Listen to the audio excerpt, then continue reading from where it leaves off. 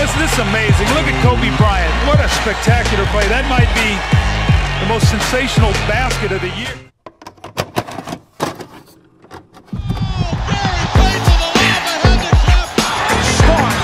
Hey guys, this is Dominique Wilkins. Hey, this is Sean Kemp. This is Gary Payton. Hey, this is Pau Gasol. NBA fans, what's up? This is Vince Carter here. Hey, what's up? This is Matt Barnes. If you're an old school NBA fan like I am, make sure you check out the Basketball Time Machine with my man Sean David. Hey, what's up, guys? Welcome back to the Basketball Time Machine. My name is Sean David. Thanks for tuning in. Let's talk some old school NBA basketball. In today's episode, I want to take a look at NBA legends giving their opinion about how good and how sensational Kobe Bryant was. But before we dive into today's episode, let me ask you guys for a small favor. Please subscribe to the channel and like the video if you enjoy the content. All right, enough said. Let's get right into it.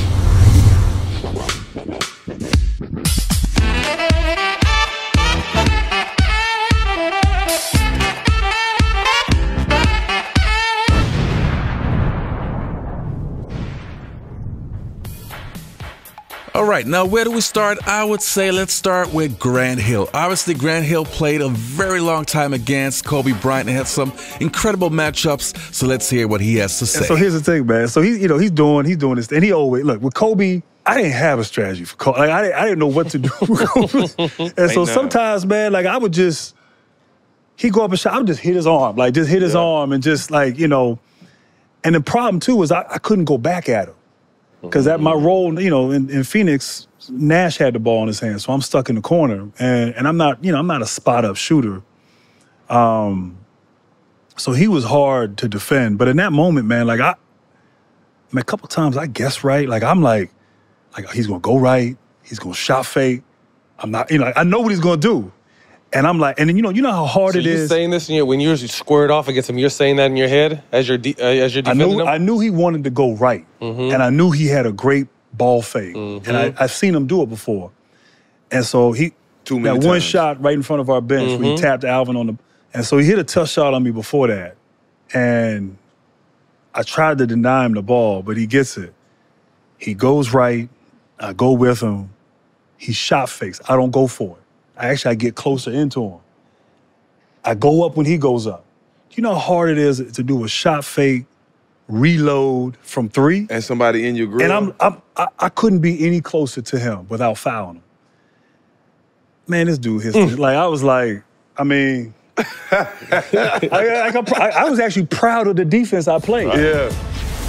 He had that it factor. I'm young, but I'm not going to back down from anyone. I'm going to go in there and I'm going to work hard every day. As a rookie, it was like he acted as if he belonged already. Here comes Bryant. Oh, mesmerizing! He played without fear. Kobe inside the three-point arc, fades and fires and hits. Kobe Bryant has hit a shot at the buzzer! He impacted so many people on and off the court, all over the world, on top of being at the very, very top of the game. So there's something in him that transcended basketball. 81-point game. And to see that performance was unbelievable. Pump fake shot, reverse spin shot. Yeah, I watch it. Yeah, I study it. Whenever you talk basketball, you got to speak his name. He is basketball. You can't have a basketball conversation without Kobe Bryant. And the next player's opinion that we're going to take a look at is Shaquille ONeal. Obviously, longtime teammate, won a couple of championships with Kobe and had this love-hate relationship, but also had this big brother, little brother relationship. Let's have a look. I mean, then there's the conversation, too, about Jordan and LeBron. Who would you take there? How come Kobe's name is never brought up? Oh. I'm just asking. Like, okay, all right. No, I'm just asking. That's a good point. Because I think it's kind of disrespectful.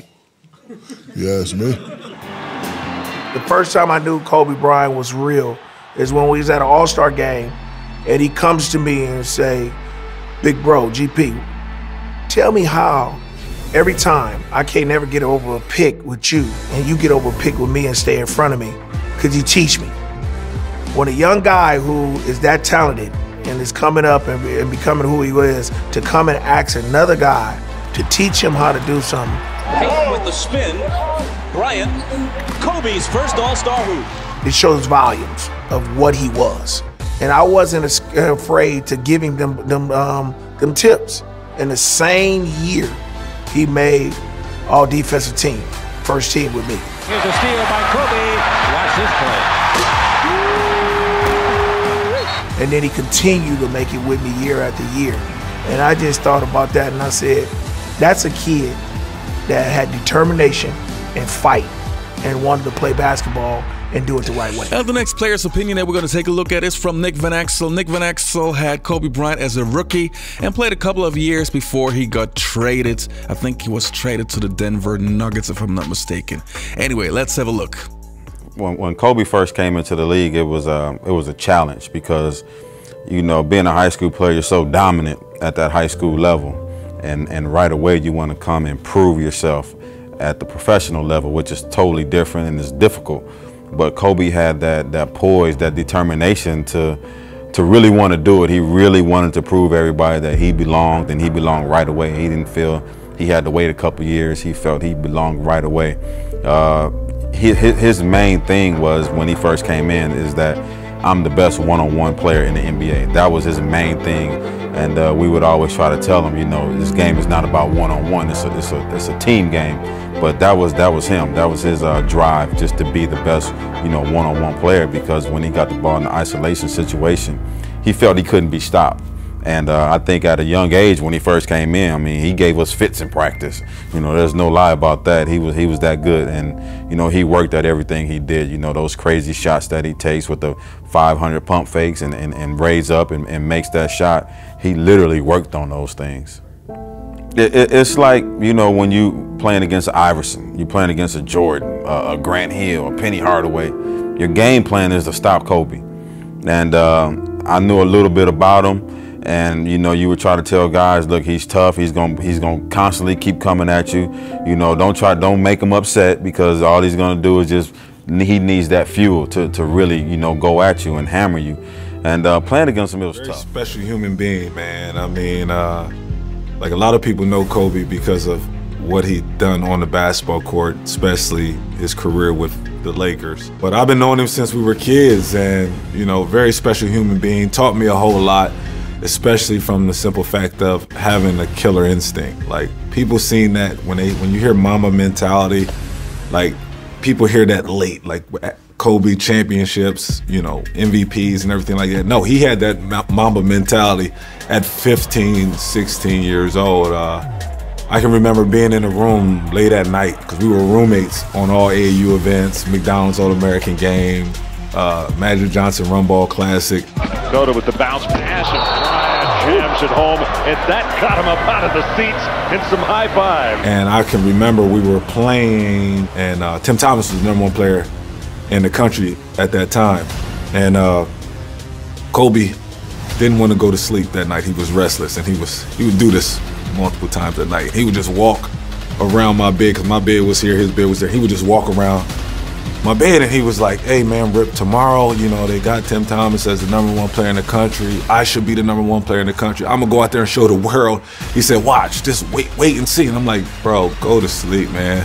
Like, we got 3 big games tomorrow, because we got to win the tournament. He's like, nah, look, trust me, I'm gonna have my A game. I'm gonna come out there, and I'm just gonna destroy everybody that's out on the floor, regardless who's guarding me. Kobe Bryant at the other end, explosive. And Kobe came out there and showed the world why he should have been the #1 player in the country. I mean, he showcased his ability to score, to attack, and to dominate. We ended up winning that game.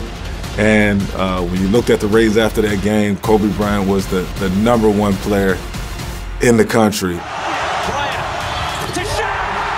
I knew Kobe Bryant was going to be special from day one. Reminded me of myself. When I first came into the league at 19, I wanted it now. Give it to me. Take all the shot. I want it. So when he came in and he was doing all that, and we had to, like, hey, young fella, slow down. But he would never slow down. You know, all that First to come to practice, last to leave, that was him. So how good was Kobe Bryant in my opinion? Now, naturally, Kobe Bryant is not only one of the greatest players of all time, but also the closest thing we've ever seen to Michael Jordan. I think he's actually the only guy I would really believe who had the capability of beating Michael Jordan in a real one-on-one game. And I think he was just a sensational talent, super competitive, super driven, and I like those kind of players. Yes, he was very tough around his teammates and probably not the easiest person to work with, but he had this competitive drive, what I want in an NBA superstar. So Kobe Bryant, definitely one of my favorite players of all time.